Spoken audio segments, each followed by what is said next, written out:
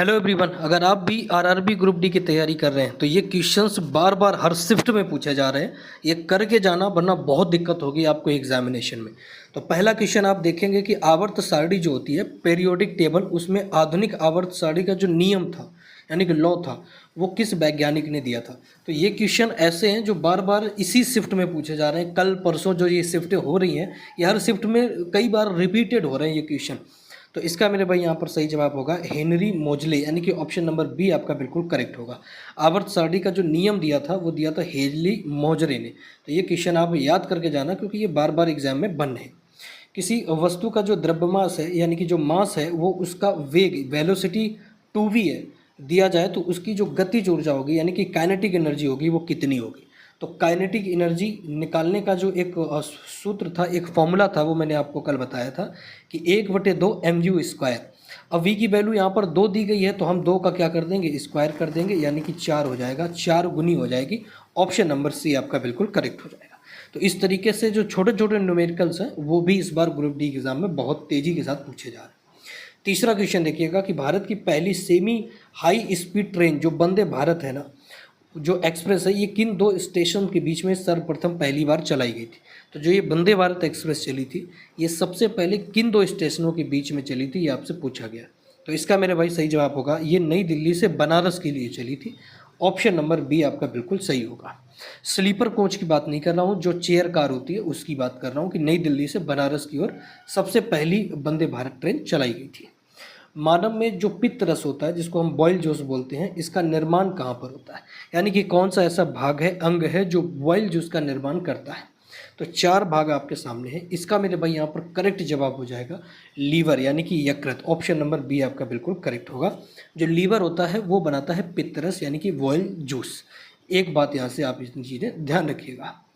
पाँचवा है नीले लिटमस पत्र को, जो आपका नीला लिटमस होता है, ये केमिस्ट्री से एक अच्छा क्वेश्चन है। लाल में बदलने का गुण किससे होता है। अब आप बताएंगे कि नीला जो लिटमस पेपर है वो लाल में अगर बदलेगा तो इसका मतलब वो बेस होगा, क्षार होगा, या फिर वो न्यूट्रेंट होगा, क्या होगा।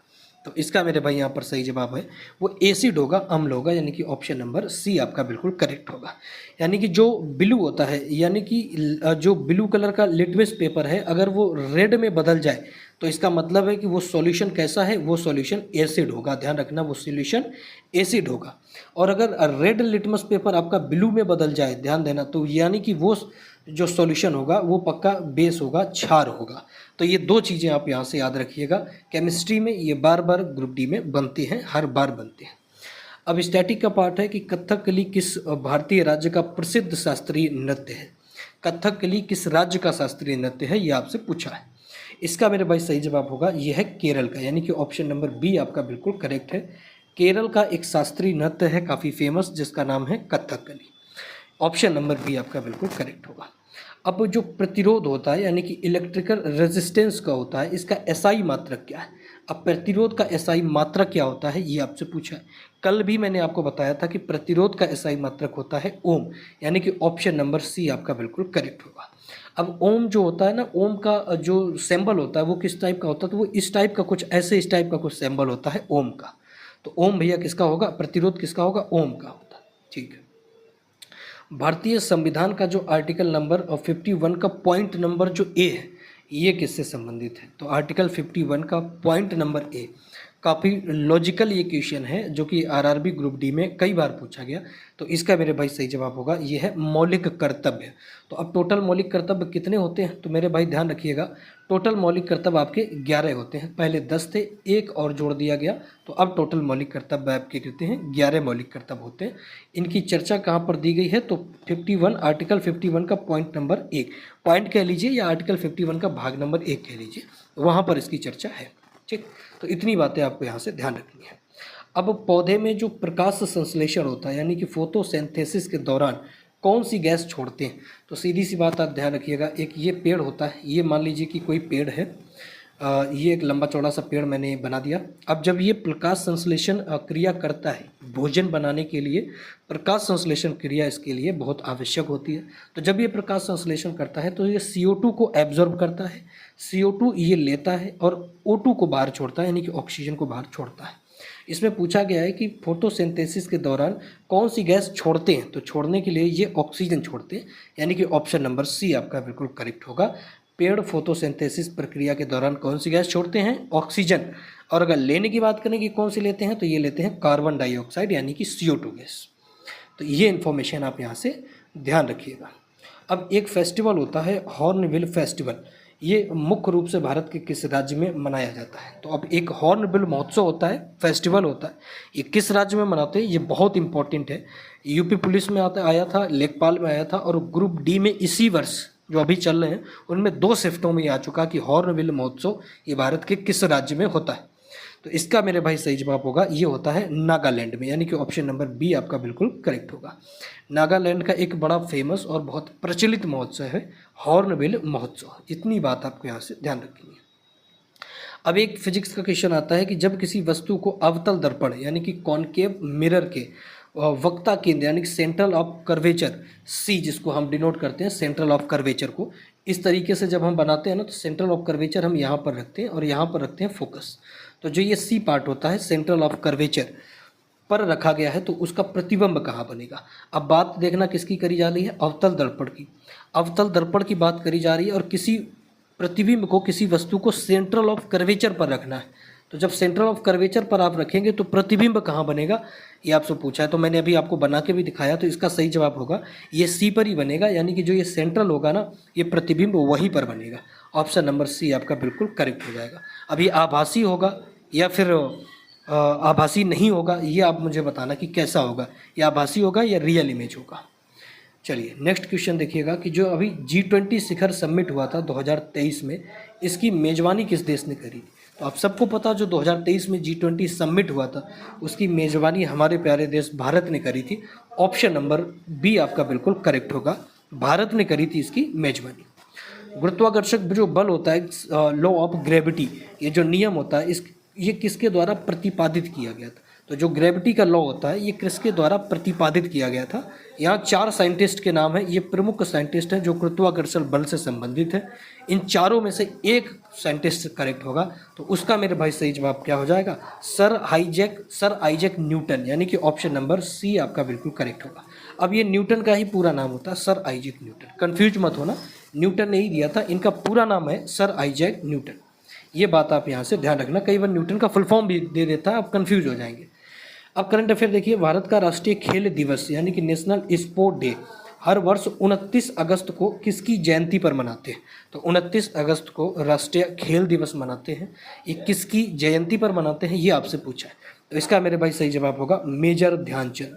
अब ये मेजर ध्यानचंद कौन थे, तो ये हॉकी के एक अच्छे खासे प्लेयर थे, काफ़ी फेमस प्लेयर थे हॉकी के मेजर ध्यानचंद। इनकी जो जयंती होती है, उस जयंती पर हम 29 अगस्त को राष्ट्रीय खेल दिवस के रूप में मनाते हैं।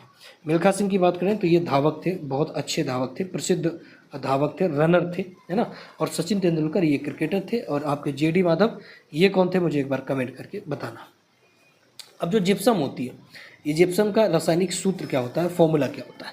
ये केमिस्ट्री से एक क्वेश्चन है जो कि कई बार आता है कि जिप्सम का फॉर्मूला क्या होता है। तो मेरे भाई ध्यान रखना, ये इंटर लेवल का क्वेश्चन है। जिप्सम का फॉर्मूला होता है CaSO4 2H2O, ठीक है, ये फॉर्मूला होता है जिप्सम का। रट के जाना, क्योंकि ये ग्रुप डी का बहुत फेमस, ग्रुप डी बार बार इस फॉर्मूले को पूछती है, इसलिए इसको रट के चले जाना, ये डायरेक्ट आपको देखने को वहाँ पर मिल सकता है। निम्नलिखित में से कौन सा जीव विखंडन और अलैंगिक जनन करता है। तो भैया ध्यान रखना, कौन सा ऐसा जीव है जो अलैंगिक जनन करता है। तो इसका सही जवाब लैंगिक जनन नहीं, अलैंगिक जनन करता है। तो ये सारे 4 जीवों के नाम आपके सामने हैं। इसका मेरे भाई यहाँ पर सही जवाब होगा, ये होता है अमीबा। आपने देखा होगा पानी वगैरह में पाया जाता है अमीबा, है ना। ग्रीन कलर का एक छोटा सा जीव होता है जिसको हम नंगी आंखों से नहीं देख सकते, माइक्रोस्कोप से देखते हैं, अमीबा। ये अलैंगिक जनन जो है प्रजनन करता है।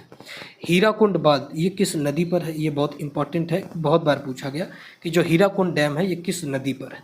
तो मेरे भाई इसका सही जवाब होगा, ये है महानदी पर। ऑप्शन नंबर सी आपका बिल्कुल करेक्ट हो जाएगा। नेक्स्ट क्वेश्चन देखिएगा कि जो ध्वनि तरंगे होती हैं, यानी कि जो साउंड वेव्स होती हैं, ये किस प्रकार की तरंगे। तो तरंगे बहुत सारी प्रकार की होती हैं, अनुदैर्घ्य तरंगे, अनुप्रस्थ तरंगे, चुंबकीय तरंगे, बहुत सारी तरंगे होती हैं। तो ये किस प्रकार की तरंगे हैं, ध्वनि तरंगे। अब ध्वनि तरंगे चलती किस तरीके से हैं, तो ये ध्वनि तरंगों का चलने का तरीका इस टाइप का होता है। ध्यान रखिएगा, इस टाइप का होता है, ये चलती है ध्वनि तरंगे, ठीक है। और वेव्स जो चलती है वो वेव्स इस तरीके से चलती है, वेव इस तरीके से। तो अब आपको बताना कि ध्वनि तरंगे जो होती हैं ये कौन सी तरंगे होती हैं, तो क्या ये अनुदैर्घ्य तरंगे हैं या फिर ये अनुदैर्घ्य तरंगे हैं। तो इसका मेरे भाई सही जवाब होगा अनुदैर्घ्य तरंगे यानी कि यांत्रिक। तो भैया ध्यान रखना, ध्वनि तरंगे कैसी होती हैं, अनुदैर्घ्य तरंगे होती हैं। तो ये है अनुदैर्घ्य तरंगे और ये होती है अनुप्रस्थ तरंगे। इतनी बात आपको इस क्वेश्चन से यहाँ पर रटनी होगी, याद करनी होगी। भारतीय रेलवे बोर्ड की पहली महिला अध्यक्ष और सीईओ कौन थी। तो अब रेलवे की बात हो रही, तो रेलवे बोर्ड की पहली महिला अध्यक्ष और सीईओ यानी कि चीफ ऑफ एग्जीक्यूटिव ऑफिसर कौन थी, महिला की बात हो रही। 19वें का सही जवाब होगा option number first, Jaya Verma Sinha, यानी कि ऑप्शन नंबर ए आपका बिल्कुल करेक्ट है। अब रेलवे ग्रुप डी की आप तैयारी कर रहे हैं तो ये क्वेश्चन बहुत वाजिब है, 100% पूछा जाएगा, पिछली बार भी आया था। नेक्स्ट क्वेश्चन देखिएगा कि जो ओम का नियम होता है ना, ओम्स लॉ, इसका फॉर्मूला क्या होता है। अब ओम के नियम का सूत्र क्या होता है ये आपसे पूछा है, तो इसका मेरे भाई सही जवाब क्या होगा, V बराबर I इंटू आर, ये ओम के फॉर्मूला होता है। V बराबर I इंटू आर, ये रट के चले जाना, ओम का फॉर्मूला यही होता है। विटामिन सी का रासायनिक नाम कई बार मैंने आपको बताया, स्कॉर्बिक एसिड होता है, ऑप्शन नंबर बी आपका बिल्कुल करेक्ट होगा।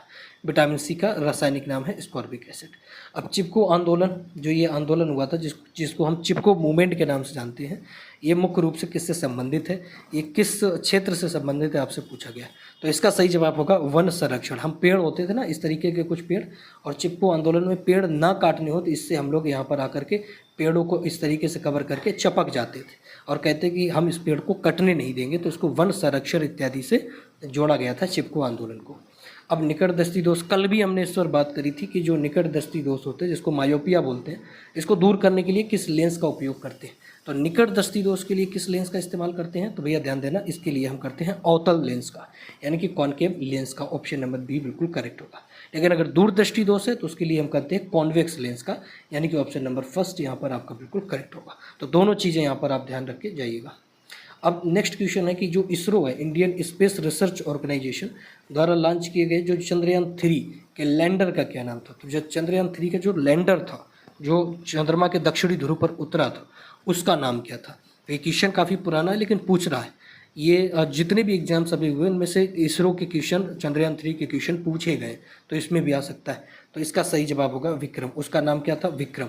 लेकिन एक बॉक्स था, ये रोवर था, इसके अंदर एक रोबोट था। अब ये रोबोट को उतरना था, तो इस रोबोट का नाम तो था विक्रम, लेकिन जिस बॉक्स के अंदर ये बैठा हुआ था, इस बॉक्स का नाम क्या था, तो इसका नाम था प्रज्ञान। ये दोनों चीज़ें ध्यान रखना, इसका नाम था प्रज्ञान। तो ये चीज़ आप यहाँ से याद रखिएगा, दोनों बातें। अब आधुनिक आवर्त सारणी में कुल कितने समूह हैं, ये इंपॉर्टेंट है। कल मैंने आपको बताया था कि 17वें समूह के बारे में हमने कल चर्चा करी थी, लेकिन टोटल कितने समूह हैं, कुल कितने समूह हैं आपसे पूछा गया। तो आधुनिक आवर्त सारणी में टोटल 18 समूह और 7 आवर्त हैं। ध्यान देना भैया, 18 ग्रुप्स हैं, 18 ग्रुप्स हैं, और इसके बाद आपके 7 जो हैं वो पीरियोडिक है, आवर्त है। ध्यान देना, आवर्त है, ठीक, आवर्त। कल चर्चा जो हमने करी थी वो 17वें आवर्त सारणी के 17वें ग्रुप की बात करी थी। अब ये इंपॉर्टेंट 25 क्वेश्चन है जो कि हर बार एग्जाम में पूछे जाते हैं, तो इसकी PDF फाइल नीचे से जाकर के डाउनलोड कर लेना, चैनल को कर लेना सब्सक्राइब, क्योंकि 25 क्वेश्चन यहाँ पर डेली ऐसे आएंगे शाम को 6 बजे पर कि जो इंपॉर्टेंट है, जो ग्रुप डी में बार बार आते हैं। तो मिलेंगे नेक्स्ट क्लास में, तब तक के लिए जय हिंद, नमस्कार।